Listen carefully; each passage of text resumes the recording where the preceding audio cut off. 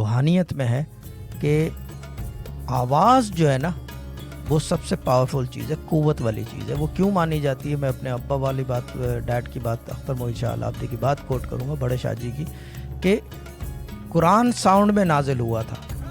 قرآن جو ہے ساؤنڈ میں نازل ہوا تھا، اور اگر کوئی اور میڈیم ہوتا اس سے زیادہ قوت والا تو قرآن اس میں نازل ہوتا.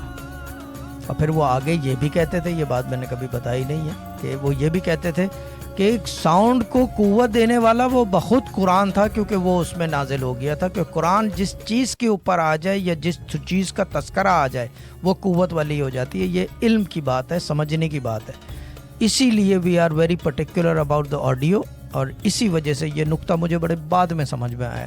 جب سے ہم نے اس پہ ورک کرنا شروع کیا تو پھر وہ گوہر والی بات کہ ہم موقع ہی نہیں دے رہے کسی کو کچھ کر. This was a Sufi Guidance Channel production.